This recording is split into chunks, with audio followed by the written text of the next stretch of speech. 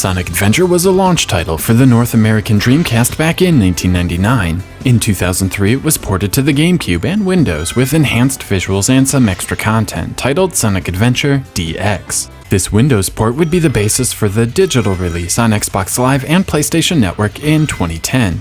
If you're the physical media type, Sonic Adventure was released as one of the 4 games on the Dreamcast Collection, released on the Xbox 360 in 2011. These 2010 versions of Sonic Adventure combine the graphical upgrades from the 2003 DX version with the added bonus of being in high definition. Unfortunately, Sega did not enhance the port for widescreen televisions, so you're stuck with a pillar box border. With that, let's dive into the actual game. Sonic Adventure starts with a cutscene showing a strange, translucent creature absorbing some rounds from a police encounter. After Sonic gets a crack at him, Eggman appears and the journey finally begins. Eggman explains this strange creature is Chaos, the god of destruction. The remainder of the story follows Eggman and Sonic as they each try to obtain the 7 Chaos Emeralds. Eggman obviously wants them to take over the world, and Sonic of course wants the emeralds to prevent Eggman from carrying out his plans. The story is simple, but does what it needs to do. Sonic Adventure is broken into a few different gameplay types. First, there are the adventure fields. There are 3 total, and they act as hub worlds of sorts.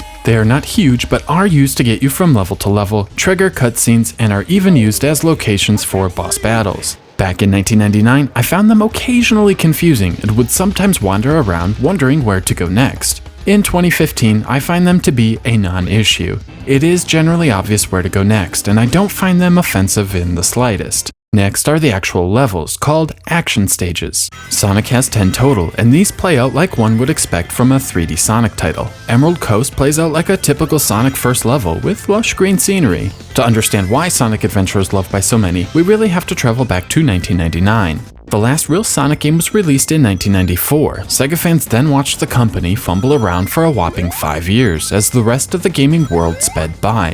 1999 marks Sega's triumphant return. Sonic Adventure was so far ahead of anything available on the home consoles of the day, and it finally looked like Sega would return to the top. Sega fans finally had their own Mario 64. Sonic's action stages are the real highlight of Sonic Adventure. Sonic controls well, even by today's standards, and the level design does a great job capturing the fast feel of the classic games while incorporating new 3D environments and staying aware of Sonic's inherent limitations.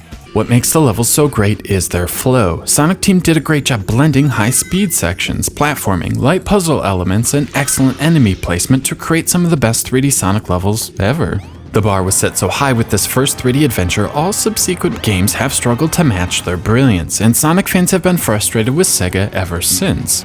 When playing Sonic Adventure, I'm having an absolute blast. Rarely, if ever, does bad level design impede my fun. I'm rarely falling down a bottomless pit to my death. The homing attack is reliable, and the stages never wear out their welcome. The early action stages can be completed in just a couple of minutes, while the final couple of stages clock in around 8. Sonic Team incorporated plenty of new gimmicks as well. There's an on-rail shooting game, a pair of pinball tables, a bumper cart track, even snowboarding. Everything feels cohesive, and it helps Sonic Adventure feel like, well, an adventure.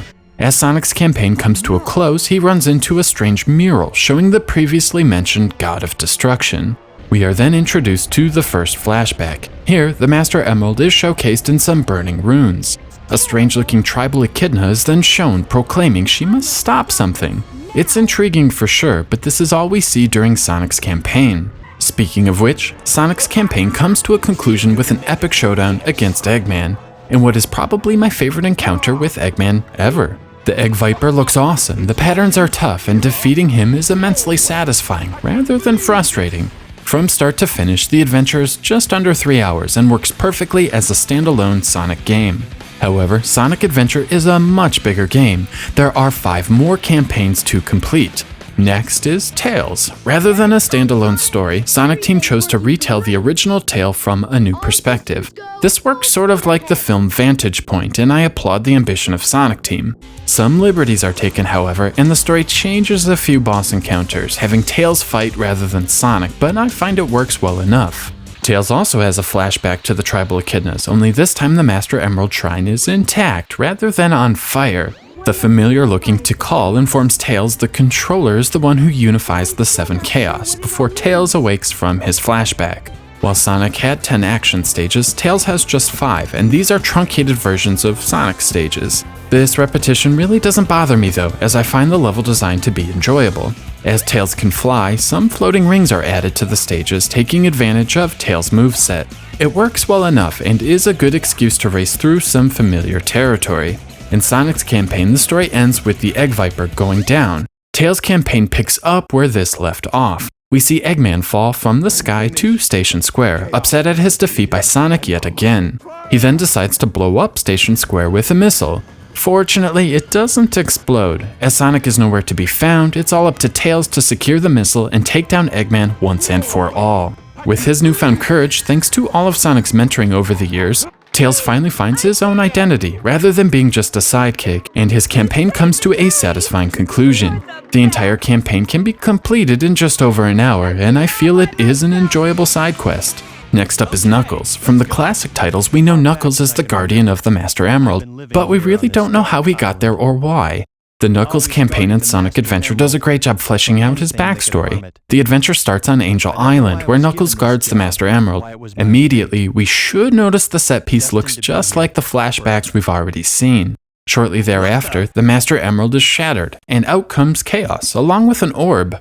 With the emerald shattered, Angel Island comes crashing to the ground, and the stage is set for Knuckles to retrieve all of the shattered pieces. Knuckles' campaign takes us through 5 different action stages, each with the sole goal of collecting 3 pieces of the Master Emerald. Using his unique abilities, Knuckles is able to sense nearby pieces, which is represented by a radar at the bottom of the screen. The closer you get, the faster the radar sounds. These stages are fun enough, and I can usually complete them in around 3 minutes without much trouble. The stages are small enough where it is impossible to get lost, and you won't have to float around too long before you get a blip on your radar. Knuckles himself controls similar enough to Sonic and Tails, so there really isn't a learning curve. His gliding and wall climbing from the classic games return intact, and the levels and hunting objective fit his mechanics quite well. Of course, Knuckles also has flashbacks, which is fitting considering he is also an Echidna. We see Tikal talking to her father, begging him not to do something. We gather he is going to use the 7 Chaos Emeralds to assure their regime remains a regional power. Upon awakening, we see Tails and Sonic are still knocked out from Eggman's gas, which gives us perspective of where we are on the overall story arc. Though I can't help but find this scene a bit odd.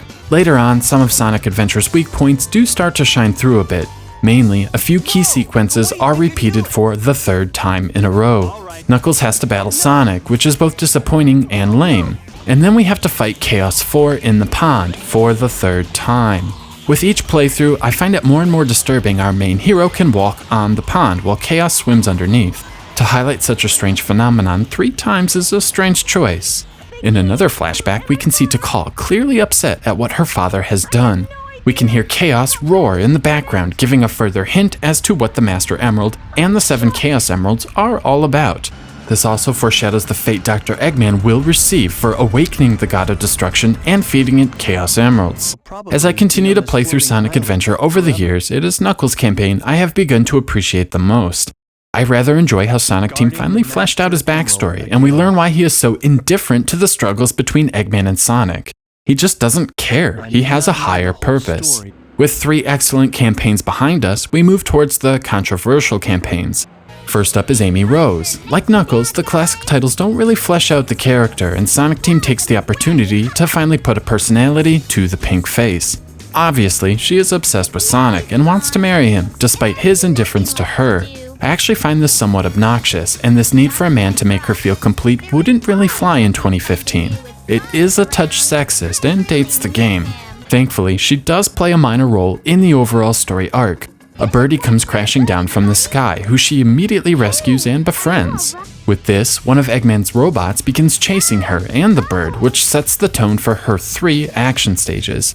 Amy has slow acceleration, a low top speed, but does have a hammer for a weapon, and can do a nifty hammer jump. The 3 action stages have mild success at utilizing her unique abilities.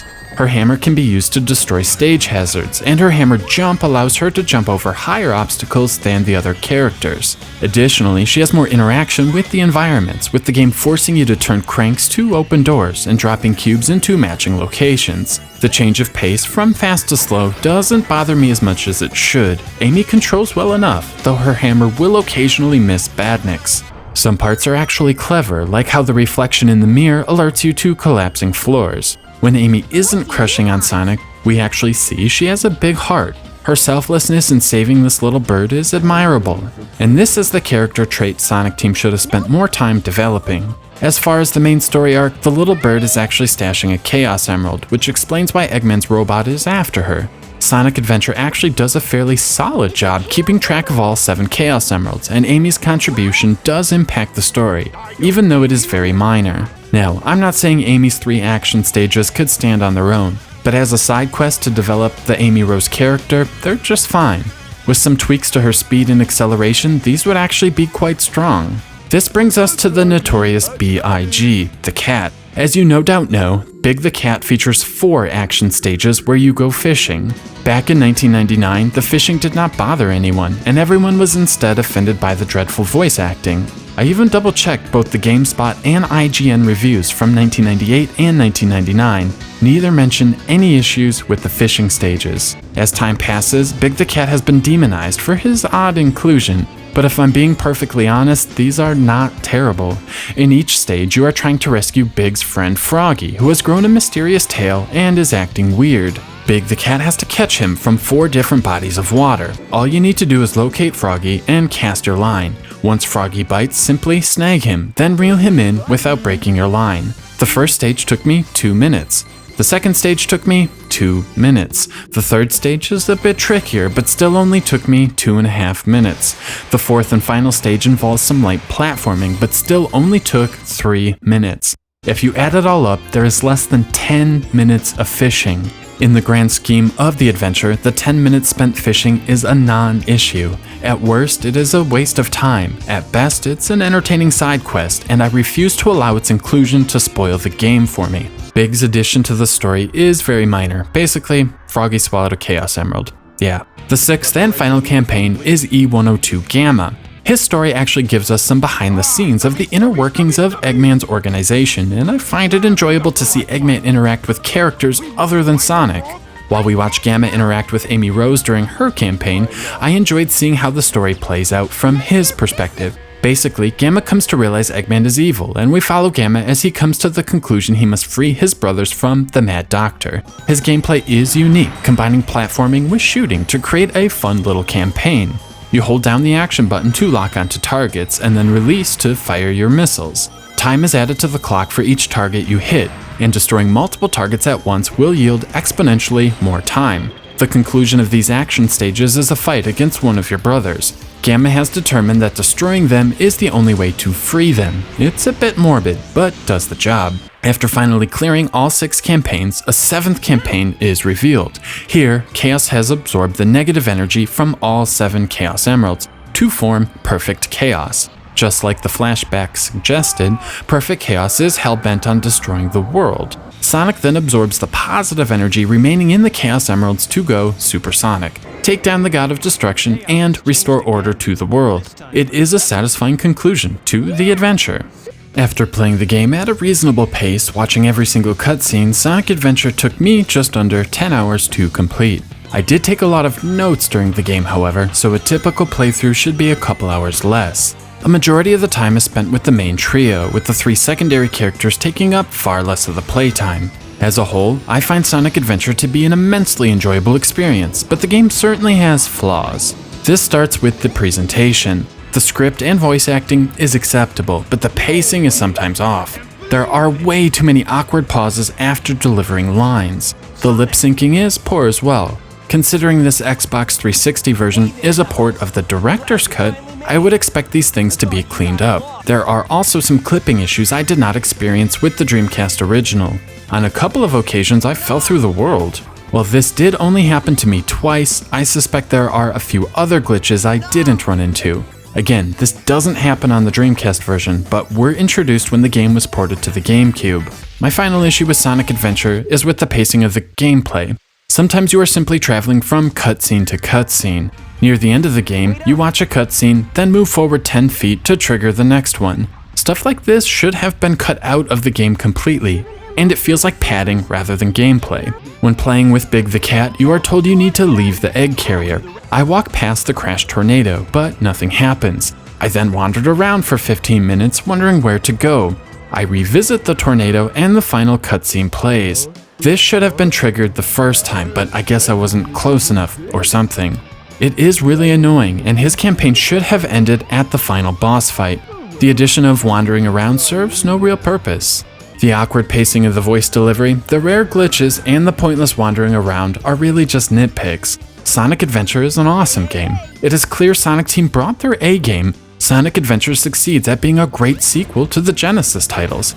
Tails, Knuckles, and Amy are all given backstories, and I enjoy seeing the characters develop and grow. The Master Emerald and the Chaos Emeralds are finally explained, again tying the game to the classic series. While Sonic Adventure's story isn't going to win any awards, I like how Sonic Team actually tried to tell a simple story in a unique way.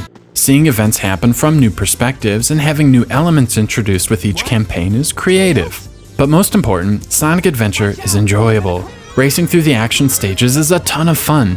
The environments are all rich and detailed, the level design is top-notch, and the controls are responsive. Sonic Adventure succeeds at bringing Sonic and company into the 3D world. This is further enhanced by the soundtrack. Each and every music piece fits its respective stage perfectly. Every character also receives their own theme song, complete with vocals describing their adventure and character growth from start to finish. Even specific cutscenes are given their own background tracks, capturing the mood of each scene.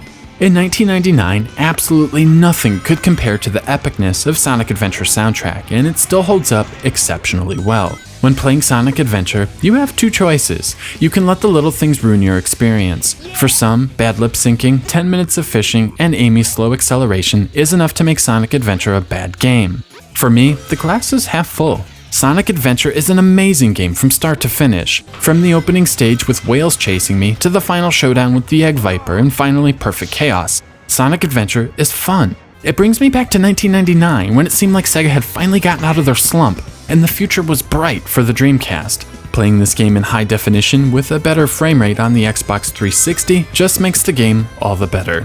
What else can I say? Sonic Adventure is a masterpiece. 5 out of 5.